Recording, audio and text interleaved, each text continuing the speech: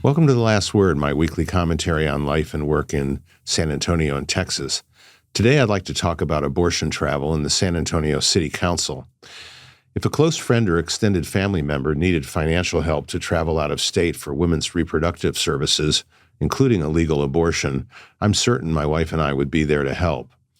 We respect people whose religious beliefs are the foundation of their opposition to abortion, but we categorically reject their right to impose those beliefs on ourselves or others.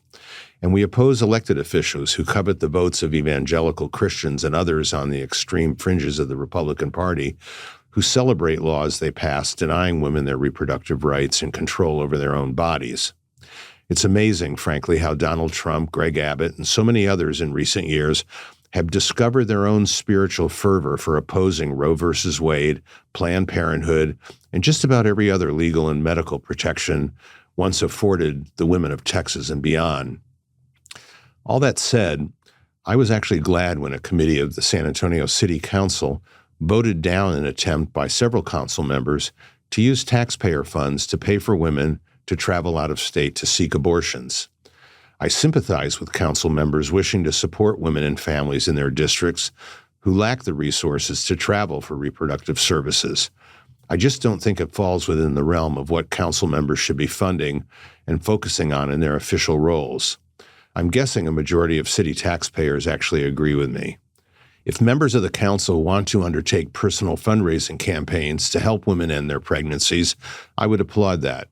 The draconian laws that have eliminated virtually all abortions of Texas have already had some predictable, very tragic consequences.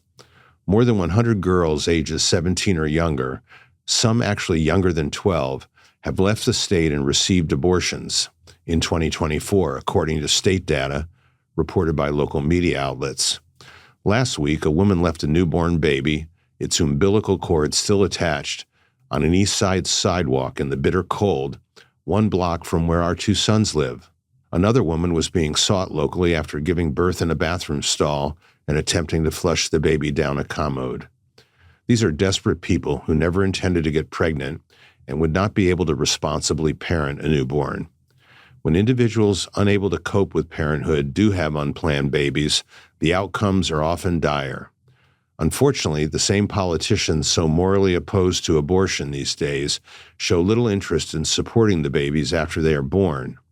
Here in Texas, we continue to turn down billions of dollars annually in federal Medicaid funding, yet Texas has the highest number of uninsured families in the nation. State officials could easily dip into the billions of dollars, the tens of billions of dollars of windfall revenue they have to spend and actually allocate those funds to help vulnerable families. But that is not going to happen. Not with the state's current leaders, or as long as the Republican Party has a gerrymandered grip on the state. Frustration among more democratically minded council members is easy to understand, but the issue is beyond their control or mandate as district representatives. The current council did establish a $500,000 reproductive justice fund in 2024, but council members who sought an additional $100,000 for abortion travel were outvoted by the committee last week. Councilwoman Melissa Cabello Havrda and Adriana Rocha Garcia, both running for mayor, support that additional funding. As both seek to move out of their districts to win citywide support, my guess is they're going to encounter many voters opposed to city-funded abortion travel. My unsolicited advice to all the mayoral and council candidates running for office in the May election is to focus on key issues facing council. Resources are scarce in this city. They're already inadequate to meet infrastructure needs and other pressing matters.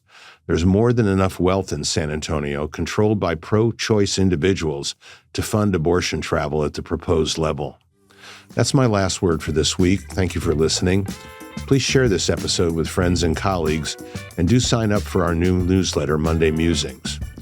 Big City, Small Town is brought to you by Western Urban, building the city our children want to call home, and Geekdom, where startups are born and smart ideas become businesses. Our producer is Corey Ames, video by Erica Rempel, sound engineering by Alfie De La Garza of Sound Crane Audio. We will see you next week.